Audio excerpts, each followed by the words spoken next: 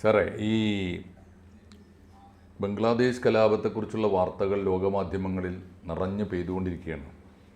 ഇതിനിടയിൽ ഒരു മൗലികമായ ചോദ്യം ഗൗരവമായ രാഷ്ട്രീയ വൃത്തങ്ങളിൽ നിന്ന് വരുന്നിട്ടുണ്ട്. സ്പോണ്ടാനിയസ് ആയൊരു കലാപമാണോ ബംഗ്ലാദേശിലുണ്ടായത്? അതല്ല, അതിൻ്റെ പിന്നിൽ ആഗോള താല്പര്യങ്ങളുണ്ടോ? ഇത്തരം സമാനമായ കലാപങ്ങൾ ലോകത്തിൽ പലയിടത്തും ഉണ്ടാക്കിയെടുത്തതിൻ്റെ പിന്നിൽ അത് ഉണ്ടാക്കാൻ പരിശീലനം നേടിയ കൃത്യമായ ചില ഏജൻറ്റുമാർ പ്രവർത്തിച്ചിട്ടുണ്ടോ? ഈ ചോദ്യം ബംഗ്ലാദേശിലെ കലാപവുമായി ബന്ധപ്പെടുത്തി ചോദിക്കുമ്പോൾ ചില വിവരങ്ങൾ, ചില സൂചനകൾ പുറത്തു വന്നുപോയിരിക്കുന്നു എന്നാണ് ഞാൻ മനസ്സിലാക്കുന്നത്. അത് സൂക്ഷ്മമായി കണ്ടെത്തുന്ന ഒരാളെന്ന നിലയിൽ, മലയാളത്തിലെ മുതിർന്ന മാധ്യമപ്രവർത്തകൻ എന്ന നിലയിൽ രാമേന്ദ്രൻ സാറ് അതൊന്ന് വെളിപ്പെടുത്താമോ? മലയാളത്തോട് ആദ്യമായി. ഞാൻ വിചാരിക്കുന്നത് ഇതുവരെ മലയാളത്തിലൊരു മാധ്യമവും അങ്ങനെ വർത്തമാനം പറഞ്ഞിട്ടില്ല. ഞങ്ങളത് കേൾക്കാൻ കാത്തിരിക്കുന്നു. ഇനി അത് ഇവിടുത്തെ മുഖ്യധാരാ മാധ്യമങ്ങൾ പറയുമോ എന്നുള്ള കാര്യവും സംശയമാണ്.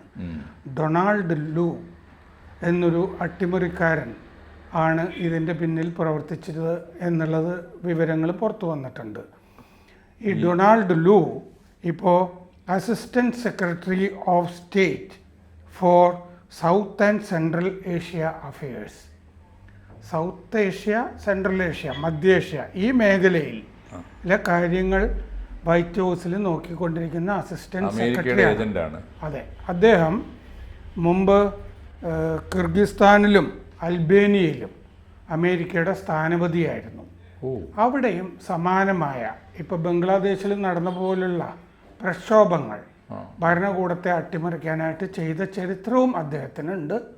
മാത്രമല്ല, അദ്ദേഹം ഈ ലോക്സഭാ തെരഞ്ഞെടുപ്പിൻ്റെ മൂർധന്യത്തിൽ ഡൽഹിയിൽ വന്നില്ല, ചെന്നൈയിൽ വന്നിരുന്നു, ഇന്ത്യയിൽ. അപ്പോൾ നേരത്തെ മാഷ് ചോദിച്ചപ്പോൾ പെട്ടെന്ന് എൻ്റെ മനസ്സിൽ വന്നത്, മുമ്പൊക്കെ ഈ CAA ഓരോ കാര്യമൊക്കെ ചെയ്യുമ്പോൾ അന്ന് നമ്മളറിയില്ല. ഇപ്പോൾ ലാൽ ബഹദൂർ ശാസ്ത്രി മരിച്ച് ഒരു മാസം തികയുന്നതിന് മുമ്പാണ് ഹോമി ഭാഭ വിമാനാപകടത്തിൽ കൊല്ലപ്പെടുന്നത്. കാരണം ഹോമി ഭാഭ അതിന് മുമ്പ് ഒരു ആകാശവാണി പ്രസംഗത്തിൽ ഇന്ത്യ അണുബോംബിൻ്റെ അടുത്ത് എത്തിയിരിക്കുന്നു എന്ന് പ്രഖ്യാപിച്ചിരുന്നു. ലാൽ ബഹദൂർ ശാസ്ത്രിയെ അദ്ദേഹം കൺവിൻസ് ചെയ്യുകയും ചെയ്തിരുന്നു, നമുക്കിത് ആവശ്യമുണ്ട്. കാരണം എന്താണെന്ന് വെച്ച് കഴിഞ്ഞാൽ അയലത്ത് ഈ ചൈനയൊക്കെ ഇതിനു വേണ്ടിയൊക്കെ ശ്രമിക്കുന്നതുകൊണ്ട്. അപ്പോൾ ലാൽ ബഹദൂർ ശാസ്ത്രി ആദ്യം അമാന്തിച്ചെങ്കിലും പിന്നീട് സമ്മതമൊക്കെ കൊടുത്തു. അപ്പോൾ ആ രണ്ടുപേര് സത്യത്തിൽ താഷ്കണ്ടിൽ വെച്ചിട്ടാണ് ശാസ്ത്രി മരിക്കുന്നത്. അപ്പോൾ താഷ്കണ്ടിലാവുമ്പോൾ നമ്മൾ KGB ആണല്ലോ സംശയിക്കേണ്ടത്, പക്ഷേ അത് ചെയ്തത് CAA ആണെന്ന് ഇതൊക്കെ ചെയ്ത CAA ഓപ്പറേറ്റീവ് നോടൊരു പത്രപ്രവർത്തകൻ സംസാരിച്ച് എഴുതിയ പുസ്തകം പുറത്തു വന്നിട്ടുണ്ട്. അത് വന്നപ്പോഴാണ് ഇപ്പം, പക്ഷേ ഇത് ഡിജിറ്റൽ യുഗമാണല്ലോ, ഇത് അധികമൊന്നും അങ്ങനെ ഒളിച്ചു വെക്കാൻ പറ്റില്ല. അങ്ങനെയാണ് ഈ ഡൊണാൾഡ് ലൂവിൻ്റെ പേര് വരുന്നത്. മാത്രമല്ല, കഴിഞ്ഞ കൊല്ലം മെയ്യിൽ രാഹുൽ ഗാന്ധി അമേരിക്കയിൽ സന്ദർശനം നടത്തിയപ്പോൾ വൈറ്റ് ഹൗസിൽ ഒരു രഹസ്യ സന്ദർശനം നടത്തിയിരുന്നു. സാധാരണഗതിയിൽ അങ്ങനെ ഒരു സന്ദർശനം ഉണ്ടെങ്കിൽ അത് ഇന്ത്യയുടെ വിദേശകാര്യ വകുപ്പ് അറിയണം. വകുപ്പിനോട് അങ്ങനെയുണ്ട്. പ്രതിപക്ഷത്തുള്ള ഒരു നേതാവ് പോയി കഴിഞ്ഞാൽ എന്തൊക്കെയാണ് കാര്യപരിപാടി എന്നൊക്കെ ഉള്ളത് നമ്മുടെ വിദേശ മന്ത്രാലയം അറിഞ്ഞിട്ടാണ് ചെയ്യേണ്ടത്. അങ്ങനെയുണ്ട്. എന്നിട്ടാണല്ലോ യാത്രയൊക്കെ നടത്തുന്നതുമൊക്കെ. പക്ഷേ അത് ഇവിടെ ആരോടും പറഞ്ഞിരുന്നില്ല. അന്ന് വൈറ്റ് ഹൗസിൽ ബൈഡനെയൊക്കെ കണ്ടിട്ടുണ്ടാകാം. അതിനെപ്പറ്റി അമേരിക്കയും ഒന്നും ഇതുവരെ വെളിപ്പെടുത്തിയിട്ടില്ല. പക്ഷേ ആ സന്ദർശനത്തിൻ്റെ വിവരങ്ങളൊക്കെ ധാരാളം പത്രങ്ങളിൽ വന്നിട്ടുണ്ട്. നമ്മുടെ നാട്ടിൽ ഇക്കണോമിക് ടൈംസും ടൈംസ് ഓഫ് ഇന്ത്യയിലും ഒക്കെ വന്നിട്ടുണ്ട്, വാർത്തകൾ വന്നിട്ടുണ്ട്. അപ്പോൾ അന്ന് വൈറ്റ് ഹൗസിൽ രാഹുൽ ഗാന്ധി ഡൊണാൾഡ് ലൂവുമായിട്ട് കൂടിക്കാഴ്ച നടത്തിയിരുന്നു എന്നുള്ള വിവരങ്ങളും പുറത്തു വരുന്നുണ്ട്. നമ്മുടെ രാഹുൽ ഗാന്ധി. അപ്പോൾ ഈ Donald Lu, assistant secretary of state for south and central Asia affairs എന്ന് പറയുമ്പോൾ ഇന്ത്യ, ബംഗ്ലാദേശ്, പാകിസ്ഥാൻ, ചൈന, ഇതൊക്കെയാണല്ലോ സൗത്ത് ഏഷ്യ എന്ന് പറയുന്നത്. ഇവിടുത്തെ കാര്യങ്ങളൊക്കെ നോക്കാനുള്ള ചുമതലയുള്ള ആളാണ് അദ്ദേഹം. അപ്പോൾ അദ്ദേഹം എന്തൊക്കെയാണ് ചെയ്തതെന്ന് നമുക്ക് നോക്കാം. കിർഗിസ്ഥാൻ, പാകിസ്ഥാൻ, ശ്രീലങ്ക, ഇത്രയും സ്ഥലത്ത് ഈ ജനങ്ങളുടെ പ്രക്ഷോഭം സംഘടിപ്പിച്ചിട്ടുണ്ട്. പ്രക്ഷോഭം പോയി സംഘടിപ്പിക്കുകയാണ് ഇയാളുടെ പണി, കലാപം ഉണ്ടാക്കുക. അതെ. എന്നിട്ട് അടുത്ത രാജ്യമാണ് ഇങ്ങനെ പ്രവർത്തിച്ചത്, ബംഗ്ലാദേശ്. ഇപ്പം അതാണ് നമ്മൾ കണ്ടുകൊണ്ടിരിക്കുന്നത്. ഈ ധാരാളം വിവാദങ്ങളൊക്കെ ഉണ്ടാക്കി കുപ്രസിദ്ധനൊക്കെ ആയിട്ടുള്ള ഒരാളാണ്. ഈ തസ്തികയിൽ ഈ സൗത്ത് ഏഷ്യയുടെ ചുമതലയുള്ള അസിസ്റ്റന്റ് സെക്രട്ടറി എന്ന് പറഞ്ഞ പദവിയിൽ 2021 സെപ്റ്റംബർ മുതൽ പ്രവർത്തിക്കുന്നുണ്ട്. നമ്മൾ ഈ പറഞ്ഞു വരുന്നത് ഇന്ത്യയിലും ഇയാളുടെ കരിനിഴലുണ്ട് എന്നുള്ളതാണ്. അൽബേനിയയിലും കിർഗിസ്ഥാനിലും സ്ഥാനപതിയായിരുന്നു, അംബാസഡർ ആയിരുന്നു. ഇയാൾ സാധാരണ ചെയ്യുന്നത് എന്താണെന്ന് വെച്ച് കഴിഞ്ഞാൽ അമേരിക്കൻ മേധാവിത്വം അംഗീകരിക്കാത്ത രാജ്യങ്ങളിൽ മനുഷ്യാവകാശ ലംഘനങ്ങൾ നടത്തുന്നു എന്ന് കടലാസൊക്കെ എഴുതി ഉണ്ടാക്കി ഇതൊക്കെ പരത്തും. അസിസ്റ്റന്റ് സെക്രട്ടറി എന്ന് പറയുന്നത് നമ്മുടെ ഒരു സഹമന്ത്രി ആയിരിക്കും, കേന്ദ്ര സഹമന്ത്രിയുടെ പദവിയിലാണ്. അതൊക്കെ മന്ത്രിമാരൊക്കെ സെക്രട്ടറിമാരാണല്ലോ. അതെ, സെക്രട്ടറിമാരാണ്. അയാൾ ഈ ലോക്സഭാ തെരഞ്ഞെടുപ്പ് കാലത്ത് ചെന്നൈയിൽ വന്നതിനെ പറ്റി ഈ അമേരിക്കൻ സ്ഥാനപതി കാര്യാലയമൊക്കെ പുറത്തിറക്കിയ ഒരു പ്രസ് റിലീസിൽ പറയുന്നത് അയാൾ വന്നത് to strengthen bilateral relations with South India എന്നാണ് പറഞ്ഞിരിക്കുന്നത്. കാരണം ഡൽഹിയിൽ വന്നില്ലല്ലോ, ചെന്നൈയിലാണല്ലോ വന്നത്. അങ്ങനെ ഒരു റിലേഷൻ ഉണ്ടോ സൗത്ത് ഇന്ത്യയുമായിട്ട്? ഇതൊക്കെ സംശയാസ്പദ. അപ്പോൾ ഇത് ആളുകൾ ചോദ്യം ചെയ്യുമല്ലോ എന്ന് വിചാരിച്ചിട്ടാണ് ഒരു പ്രസ് റിലീസ് വന്നിരിക്കുന്നത്. അതിൽ തെക്കേ ഇന്ത്യയുമായിട്ടുള്ള ഉഭയകക്ഷി ബന്ധം ശക്തിപ്പെടുത്താനാണ് വന്നിരിക്കുന്നതെന്ന് പറഞ്ഞു. അമേരിക്കയ്ക്ക് ഇന്ത്യയുമായിട്ടുള്ളതാണല്ലോ രാജ്യാന്തര ബന്ധം. അപ്പൊ സൗത്ത് ഇന്ത്യയുമായിട്ട് ശക്തിപ്പെടുത്താൻ ഒരു പ്രസ് റിലീസ് ഇറക്കിയതിൽ പറഞ്ഞിട്ടുണ്ട്. അതെ, ഇതൊക്കെയാണ് ഈ കട്ടിംഗ് സൗത്ത് എന്നൊക്കെ പറയുന്ന സംഗതിയും ഒക്കെ ആയിട്ട് ബന്ധപ്പെട്ടൊക്കെ. അതെ, സൗത്ത് ഇന്ത്യക്കൊക്കെ വേറെ അജണ്ട വെക്കുന്നു എന്ന് വേണം കരുതാൻ. ഇനി ഇല്ലെങ്കിൽ തന്നെ അങ്ങനെ അജണ്ട ഉണ്ടാക്കിയെടുക്കുകയും ചെയ്യും. അതെ. അപ്പോൾ ഡോക്ടർ അനന്ത് ഭഗവത് എന്ന് പറഞ്ഞാൽ പുനെയിലെ ഗ്ലോബൽ സ്ട്രാറ്റജി ഫൗണ്ടേഷൻ, പുനെയിലൊരു ഗ്ലോബൽ സ്ട്രാറ്റജി ഫൗണ്ടേഷൻ ഉണ്ട്. ദേശീയ വാദികളാണ് അവർ, നാഷണലിസ്റ്റുകളാണ്. അതിൻ്റെ ഫൗണ്ടർ, സ്ഥാപകൻ ഈ ലുലുവിനെ പറ്റി നേരത്തെ തന്നെ സംശയം ഉന്നയിച്ചിട്ടുണ്ട്. അയാൾ ഡൊണാൾഡ് ലുലുവിനെ പറ്റി അയാൾ വെറുക്കപ്പെട്ടവനാണ്, ഇന്ത്യൻ ജനാധിപത്യത്തിൽ നിരന്തരം ഇടപെട്ടുകൊണ്ടിരിക്കുന്നവനാണ് നേരത്തെ അദ്ദേഹം പറഞ്ഞിട്ടുണ്ട് ഡോക്ടർ ആനന്ദ് ഭഗവത്. 2023 ഇനി ഇയാൾ ചെയ്തിട്ടുള്ള വേറെ കാര്യങ്ങൾ പറയാം. ഇയാൾ സംശയാസ്പദ കഥാപാത്രമാണെന്നുള്ളതിന് ഈ ഡൊണാൾഡ് ലു കഴിഞ്ഞ കൊല്ലം മാർച്ചിൽ US senate committee foreign affairs, അതായത് അമേരിക്കയിൽ സെനറ്റ് കമ്മിറ്റി വിദേശകാര്യങ്ങൾക്കുള്ള സെനറ്റ് കമ്മിറ്റിയുടെ മുമ്പിൽ ഹാജരായിട്ട് അങ്ങേര് ഇന്ത്യയെപ്പറ്റി സംസാരിച്ചു. ഇന്ത്യയെപ്പറ്റി സംസാരിക്കുമ്പോൾ പറഞ്ഞു, ഇന്ത്യ ധാരാളം മനുഷ്യാവകാശ ലംഘനങ്ങൾ നടക്കുന്ന സ്ഥലമാണ്, നമുക്ക് അക്കാര്യത്തിൽ ഉത്കണ്ഠയുണ്ട്.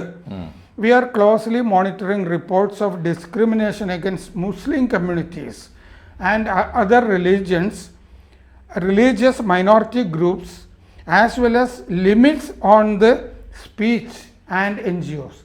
മുസ്ലിം കമ്മ്യൂണിറ്റി, മറ്റും ന്യൂനപക്ഷ സമുദായങ്ങൾ, NGOകൾ, പിന്നെ അഭിപ്രായ സ്വാതന്ത്ര്യം, ഇതിനെപ്പറ്റിയൊക്കെ നമ്മൾ കൺസേൺഡ് ആണ്, നമ്മളിതൊക്കെ അന്വേഷിച്ചു കൊണ്ടിരിക്കുന്നുണ്ട് എന്ന് സെനറ്റ് കമ്മിറ്റിയുടെ മുമ്പിൽ പറഞ്ഞു. ഇയാൾ സെനറ്റ് കമ്മിറ്റിയുടെ മുമ്പിൽ വേറൊന്ന് പറഞ്ഞത് ഇന്ത്യ തായ്വാനിൽ എന്തോ താല്പര്യം കാണിക്കുന്നു എന്നും പറഞ്ഞു. ഇന്ത്യക്കോ? ഇന്ത്യൻ നേവി തായ്വാൻ ഉൾക്കടലിലുണ്ട്, നമ്മുടെ ഒരു കപ്പൽ തായ്വാൻ ഉൾക്കടലിൽ പോയിട്ടുണ്ടാവും. അതൊരു കൺസേണായിട്ട്, ഉത്കണ്ഠ ജനിപ്പിക്കുന്ന കാര്യമായിട്ട് ഇയാൾ പറഞ്ഞു. എന്താണെന്ന് വെച്ചാൽ ചൈനയുമായിട്ട് ശത്രുതയിലാണല്ലോ തായ്വാൻ. അപ്പോൾ തായ്വാൻ സ്വയംഭരണം വേണം എന്ന് പറയുന്ന രാജ്യമാണ്.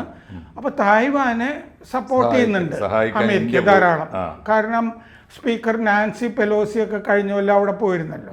എന്നിട്ട് ചൈന ഒരു വ്യോമാഭ്യാസമൊക്കെ നടത്തിയിരുന്നു തായ്വാനെതിരെ. ആ സമയത്ത് സംഘർഷമൊക്കെ ഉണ്ടാക്കിയിരുന്നു അമേരിക്ക ആ ഭാഗത്ത്. അപ്പോൾ തായ്വാനുമായിട്ടും ഇന്ത്യയെ പ്രത്യേകിച്ച് ആവശ്യമൊന്നുമില്ലാതെ ബന്ധിപ്പിച്ചിരുന്നു. തായ്വാൻ നമുക്കിവിടെ വ്യവസായമൊക്കെ തുടങ്ങുന്നുണ്ടാവാം, സെമി കണ്ടക്ടർ തുടങ്ങിയ സംഗതികൾ. അതല്ലാതെ നമുക്ക് തായ്വാനിൽ എന്താണ് ബന്ധം, അതും അങ്ങേര് പറഞ്ഞിരുന്നു. ഈ ചെന്നൈ യാത്ര കഴിഞ്ഞിട്ട് അങ്ങേര് ബംഗ്ലാദേശിൽ പോയിരുന്നു. അന്ന് തന്നെ ചെന്നൈയിൽ ലോക്സഭാ തെരഞ്ഞെടുപ്പ് കാലത്ത് വന്നല്ലോ. അത് കഴിഞ്ഞ് 2 സ്ഥലത്ത് പോയിരുന്നു. ഒന്ന് ബംഗ്ലാദേശ്, 2 ശ്രീലങ്ക. അപ്പോൾ ബംഗ്ലാദേശിലെ അമേരിക്കൻ സ്ഥാനപതി പീറ്റർ ഹാസ് ഈ ഷെയ്ഖ് ഹസീന ചൈന വിരുദ്ധ നയം സ്വീകരിക്കണമെന്ന് എപ്പോഴും പറഞ്ഞുകൊണ്ടിരുന്ന ഒരാളാണ്. അവർക്കൊരു അയൽ രാജ്യം എന്നുള്ളതിലേക്ക് അത് പറ്റില്ലല്ലോ. ചൈനയ്ക്കെതിരായ നിലപാട് ഇന്ത്യ സ്വീകരിക്കണമെന്നോ അമേരിക്കയ്ക്ക് താല്പര്യമൊക്കെ ഉണ്ട്. ഇന്ത്യ പിന്നെ ഇതിപ്പോൾ വലിയ കാര്യം ആയിട്ട് മൈൻഡ് ചെയ്യുന്നില്ലല്ലോ. അങ്ങനെയാണ് ഇമ്രാൻ ഖാനെ പുറത്താക്കിയല്ലോ പാകിസ്ഥാനിൽ 2022 ജൂലൈയിൽ. അപ്പോൾ ഇമ്രാൻ ഖാൻ പറഞ്ഞു, എന്നെ അട്ടിമറിച്ചതിന് കാരണം ഈ ഡൊണാൾഡ് ലുലു ആണ് എന്ന് ഇമ്രാൻ ഖാൻ പറഞ്ഞിരുന്നു. പേരെടുത്ത് ഈ ലുലുവിനെ പരാമർശിച്ചിരുന്നു. അപ്പോൾ അതുകൊണ്ട് അൽബേനിയയിൽ യുവാക്കളുടെ പ്രക്ഷോഭം നടത്തി, വിദ്യാർത്ഥികളുടെ. കിർഗിസ്ഥാനിൽ 2018-21 ഇതുപോലെ പ്രക്ഷോഭം നടത്തി. അന്നത്തെ പ്രസിഡന്റ് സൂറോൺ ബേ ജൻബക്കർ അദ്ദേഹത്തിനെതിരായി ഇതുപോലെ വിദ്യാർത്ഥി പ്രക്ഷോഭമൊക്കെ നടത്തിയിട്ട് 2020 അദ്ദേഹത്തിന് രാജിവെക്കേണ്ടി വന്നിട്ടുണ്ട് അവിടെ കിർഗിസ്ഥാനിൽ. ഇയാളിങ്ങനെ ഈ പ്രശ്നങ്ങൾ ഉണ്ടാക്കിയത് നടക്കുന്ന ഒരാളാണ്. ലോകം മുഴുവൻ നടന്ന് അതാത് രാജ്യത്ത് ആഭ്യന്തര ലഹളകളും കുഴപ്പങ്ങളും കലാപങ്ങളും സൃഷ്ടിക്കുകയാണ് ഇദ്ദേഹത്തിൻ്റെ പണി. അതിൽ വിദഗ്ധനാണ് ഇദ്ദേഹം. അതിൻ്റെ ഭാഗമായിട്ട് അദ്ദേഹം സൗത്ത് ഇന്ത്യയിൽ വന്നിട്ടുണ്ട്. ഒരു പക്ഷേ ഇന്ത്യ ഗവൺമെൻറ്റിനെതിരായി ഇപ്പോൾ ഒരു ജനാധിപത്യ സ്വഭാവം നോക്കുമ്പോൾ ദ്രാവിഡ രാഷ്ട്രീയം കൂടെ കിട്ടുമെന്ന് നോക്കുന്ന എല്ലാം മാത്രമല്ല ഈ സൗത്ത് ഇന്ത്യൻ സ്റ്റേറ്റുകളൊക്കെ ഏറെക്കുറെ ഇപ്പോൾ കർണാടകയിൽ വന്ന ചെറിയ മാറ്റം മാറ്റി നിർത്തിയാൽ ബാക്കിയെല്ലാം ഇപ്പോൾ BJP വിരുദ്ധ സംസ്ഥാനങ്ങളാണല്ലോ ഏറെക്കുറെ. അപ്പോൾ ഈ സൗത്ത് ഇന്ത്യൻ താല്പര്യം നമ്മൾ സംരക്ഷിക്കുമെന്ന് പറയുന്നതിനൊക്കെ സത്യത്തിൽ ഇന്ത്യക്കകത്ത് കലാപം ഉണ്ടാക്കാനുള്ള ശ്രമങ്ങളുടെ ഭാഗമായിരിക്കണം അത്. ആ സമയത്ത് അവർ ബംഗ്ലാദേശിൽ പോയിട്ടുണ്ട്, ശ്രീലങ്കയിലും പോയിട്ടുണ്ട് ഇദ്ദേഹം. പക്ഷെ അങ്ങനെയാണെങ്കിൽ അദ്ദേഹത്തിൻ്റെ സ്വഭാവം എന്താണെന്നൊരു പക്ഷേ ഈ സൗത്ത് ഏഷ്യൻ അല്ലെങ്കിൽ ഏഷ്യയുടെ താല്പര്യങ്ങൾ സംരക്ഷിക്കാൻ ഇദ്ദേഹത്തിൽ നിന്ന് എന്തെങ്കിലും അമേരിക്കൻ സഹായം പിന്തുണയോ ഒക്കെ തേടിയിട്ടാണോ? രാഹുൽ ഗാന്ധി എന്തിനാണ് ഇദ്ദേഹത്തെ പോയി കണ്ടതാവോ? അല്ല, രാഹുൽ ഗാന്ധിയുടെ കഴിഞ്ഞ 2023 സന്ദർശനം, അതിൻ്റെ പിന്നിൽ ഒരുപാട് രഹസ്യങ്ങളുണ്ട്. കാരണം എന്താണെന്ന് വെച്ചാൽ അത് ഓവർസീസ് കോൺഗ്രസ് ക്ഷണിച്ചിട്ടാണ്. പിത്രോദ ആണ് അതിൻ്റെ പ്രസിഡന്റ് എന്ന് പറയുന്നുണ്ട്. അത് കഴിഞ്ഞ് ഹഡ്സൺ ഇൻസ്റ്റിറ്റ്യൂട്ട് എന്ന് പറഞ്ഞ ഒരു തിങ്ക് ടാങ്ക്, ആ ഇൻസ്റ്റിറ്റ്യൂട്ടൊക്കെ ഈ ജോർജ് സോറോസ് ഫണ്ട് ചെയ്യുന്നതാണ്. അവിടെ പോയി സംസാരിച്ചിരുന്നു. നാഷണൽ പ്രസ് ക്ലബിൽ പത്രസമ്മേളനം നടത്തിയപ്പോൾ Rahul Gandhi Indian Union Muslim ലീഗിനെ പ്രശംസിക്കുകയൊക്കെ ചെയ്തിരുന്നു. സത്യത്തിൽ ആ meeting national press club, Hudson ഇൻസ്റ്റിറ്റ്യൂട്ടിലൊക്കെ ഇതൊക്കെ വിളിച്ചു ചേർത്ത്. പിന്നെ അത് അവിടുത്തെ ഈ പാകിസ്ഥാൻ ജമാഅത്തെ ഇസ്ലാമിയുമായിട്ട് ബന്ധപ്പെട്ട ആളുകളാണെന്നുള്ള വിവരം പുറത്തു വന്നിട്ടുണ്ട്. സുനിത വിശ്വനാഥൻ എന്ന് പറഞ്ഞൊരു കഥാപാത്രം 2 സ്ഥലത്തും രാഹുൽ ഗാന്ധിയുടെ വലതുവശത്ത് ഉണ്ടായിരുന്നു. അവരവിടെ ഒരു പേരിൽ ഹിന്ദു ഉള്ളൊരു സംഘടനയുണ്ട്. ആ ഓർഗനൈസേഷൻ ഫോർ ഹിന്ദു റൈറ്റ്സ് എന്നർത്ഥം വരുന്ന പേരാണ്. ആ ഹിന്ദു സംഘടനയെ, ഈ സുനിത വിശ്വനാഥൻ്റെ ഹിന്ദു സംഘടനയെ ഉണ്ടാക്കിയിരിക്കുന്നത് 2 മുസ്ലിം സംഘടനകളാണ്. 2 മുസ്ലിം NGOs ഫ്ലോട്ട് ചെയ്തിരിക്കുന്ന വ്യാജ ഹിന്ദു സംഘടനയാണത്. ആ മുസ്ലിം സംഘടനകൾക്ക് പാകിസ്ഥാനിലെ ജമാഅത്തെ ഇസ്ലാമിയായിട്ടാണ് ബന്ധമുണ്ടെന്നാണോ? ആ സമയത്താണ് രാഹുൽ ഗാന്ധി ഈ ഡൊണാൾഡ് ലുലുവിനെ വൈറ്റ് ഹൗസിൽ പോയി കണ്ടിരിക്കുന്നത്. രാഹുൽ ഗാന്ധിക്ക് പക്ഷേ ഈ ആഗോള രാഷ്ട്രീയത്തിൽ പ്രത്യേകിച്ച് ഇപ്പോൾ അദ്ദേഹത്തിൻ്റെ മുത്തശ്ശിയുടെയും മുതുമുത്തച്ഛൻ്റെയും കാലം തൊട്ടൊക്കെ തന്നെയുള്ള ഒരു ഇന്ത്യൻ പൊളിറ്റിക്സും അമേരിക്ക ലോകത്ത് നടത്തിക്കൊണ്ടിരിക്കുന്ന ഈ അട്ടിമറി നീക്കങ്ങളെക്കുറിച്ചൊക്കെയുള്ള ഒരു ധാരണ ഇല്ലാത്ത ഒരാളാവില്ലല്ലോ രാഹുൽ. പക്ഷേ ജോർജ് സോറോസ് BK നെഹ്റുവിൻ്റെ ഭാര്യയായിരുന്ന ഫോറി നെഹ്റുവായിട്ട് അടുപ്പമുള്ള ആളാണല്ലോ. അങ്ങനെ ഒരു കുടുംബ ബന്ധം.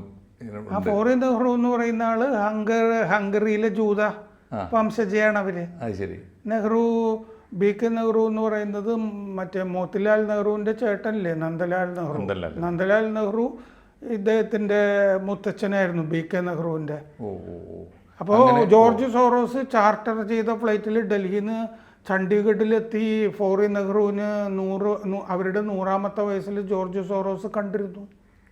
അതൊക്കെ ചരിത്രം അല്ലേ? ജോർജ് സോറോസുമായിട്ട് ഒരു കുടുംബ ബന്ധം തന്നെ നെഹ്റു കുടുംബത്തിന്. എന്തായാലും ഇപ്പോൾ നമുക്ക് ഈ സമയത്ത് ഒരു പക്ഷേ ബംഗ്ലാദേശിനെ കുറിച്ചുള്ള ബംഗ്ലാദേശിലെ കലാപത്തിൻ്റെ വാർത്തകൾ കണ്ടുകൊണ്ടിരിക്കുമ്പോൾ തന്നെ ഞെട്ടിക്കുന്ന ഒരു ഉത്തരം വരികയാണ്, ഒരു സൂചന വരികയാണ്. ആ കലാപം സ്വയംഭൂവല്ല, അവിടുത്തെ ജനങ്ങളുടെ ഇൻഡിജീനിയസ് ആയിട്ടുള്ള അവരുടെ സ്വാഭാവികമായ ഒരു ആവശ്യങ്ങളിൽ നിന്നുണ്ടായ കലാപവുമല്ല. തീർച്ചയായിട്ടും ആവശ്യങ്ങൾ ഉണ്ടാവാം, അതൊക്കെ കത്തിച്ച് കലാപമാക്കി മാറ്റുന്നതിൽ അന്താരാഷ്ട്ര ഏജൻസികൾ അങ്ങനെ കത്തിക്കാനായിട്ട് ഇന്ത്യയിൽ ധാരാളം ശ്രമങ്ങൾ കർഷക കലാപമൊക്കെ പോലെ നമ്മൾ കണ്ടിട്ടുള്ളതാണല്ലോ. അത് എത്ര കാലം ഇപ്പോൾ വീണ്ടും ഓഗസ്റ്റ് 15-ാം തീയതി ട്രാക്ടർ സമരമൊക്കെ വരാൻ പോകുന്നു എന്ന് പറയുന്നുണ്ടല്ലോ. ഇവര് സമരമൊന്നും നിർത്തിയിട്ടൊന്നുമില്ല. അല്ല, തീർച്ചയായിട്ടും ഇപ്പോൾ ഭാരത് ജോഡോ യാത്രയിൽ കർണാടകയിൽ സലിൽ ഷെട്ടി, ഈ ജോർജ് സോറോസിന്റെ ഫൗണ്ടേഷന്റെ ആഗോള വൈസ് പ്രസിഡന്റ്, ഭാരത് ജോഡോ യാത്രയിൽ രാഹുൽ ഗാന്ധിയുടെ കൂടെ ചേർന്നിരുന്നു. എന്തായാലും ഡൊണാൾഡ് ലൂ ഒരു ചെറിയ പേരല്ല, അതൊരു വലിയ സൂചനയാണ്. ലോകത്തിൽ എവിടെയും ഏതു നേരത്തും ഇപ്പോൾ സാമ്രാജ്യത്വ ശക്തികളെന്ന് പണ്ട് വിളിച്ചിരുന്ന, ഇപ്പോൾ വിദേശ അട്ടിമറി താല്പര്യങ്ങൾ എപ്പോഴും ഏത് രാജ്യത്തും നടത്താൻ ശേഷിയുള്ളവരും പരിശീലനം നേടിയവരും അനേകം രാജ്യങ്ങളിൽ അത് നടത്തി അനുഭവമുള്ളവരുമായ ഏജൻറ്റുമാരാണ് ഡൊണാൾഡ് ലൂവിനെ പോലുള്ളവർ. അവരാണ് ബംഗ്ലാദേശിൽ ഇത് സാധിച്ചതെങ്കിൽ അവർ ഇന്ത്യൻ ലീഡേഴ്സിനോടും ഇന്ത്യയിൽ വന്ന്, നമ്മൾ പോലും ആരും വിളിക്കാതെ ഇന്ത്യയിൽ വന്നിട്ട് ഇന്ത്യ എന്ന മഹാരാജ്യത്ത് വന്ന് സൗത്ത് ഇന്ത്യയുടെ താല്പര്യങ്ങൾ ഞാൻ രക്ഷിക്കും, അല്ലെങ്കിൽ രക്ഷിക്കുന്നതിൽ താല്പര്യം പ്രകടിപ്പിക്കുമ്പോൾ അത് അങ്ങേയറ്റം സംശയാസ്പദമാണ്, ആശങ്കാജനകമാണ്. ഡൊണാൾഡ് ലൂ നിങ്ങൾ അരാജകത്വം വിധിച്ചോളും, ഞങ്ങൾ ഫണ്ട് തരാം എന്നാണല്ലോ ഈ പറയുന്നത്. അത് എല്ലാ കലാപങ്ങളെക്കുറിച്ചും അത്തരം വാർത്തകൾ വന്നിട്ടുണ്ട്. മിക്കവാറും ഇന്ത്യയിൽ നടന്ന മിക്ക കലാപങ്ങൾക്കും, സാറി പറഞ്ഞ എല്ലാ കലാപങ്ങൾക്കും ചരിത്രത്തിൽ അത്തരം വാർത്തകളും അത്തരം സൂചനകളും ഉണ്ടായിട്ടുണ്ട്. അതുകൊണ്ട് ആ പരമ്പരയിലെ ഏറ്റവും ഒടുവിലത്തെ പേരാണ് ഡൊണാൾഡ് ലൂ. ആ പേരൊരു വലിയ പാഠമായിരിക്കട്ടെ, വലിയൊരു താക്കീതായിരിക്കട്ടെ എന്ന് പറഞ്ഞുകൊണ്ട് ബാക്കി കാര്യങ്ങളൊക്കെ ഇനിയും പുറത്തു വരുമായിരിക്കും, വരാനിരിക്കുന്നതേ ഉള്ളൂ. എന്തായാലും മലയാളത്തോട് ആദ്യമായി നമ്മൾ പറയുന്നു, ഡൊണാൾഡ് ലൂ എന്നൊരു പേര് മലയാള മാധ്യമങ്ങൾ ഇപ്പോഴും പ്രയോഗിച്ചു തുടങ്ങിയിട്ടില്ല. ഇവനെ സൂക്ഷിക്കുക എന്ന് പറഞ്ഞുകൊണ്ട് നമുക്ക് ഈ ചർച്ച പാതി വഴിയിൽ നിർത്താം. ഇനിയും തുടരേണ്ടി വരും. നന്ദി. കൂടുതൽ വാർത്തകളും വിശേഷങ്ങളും നിങ്ങളിലേക്ക് എത്താൻ ABC മലയാളം സബ്സ്ക്രൈബ് ചെയ്യുക, ബെൽബട്ടനും അമർത്തുക.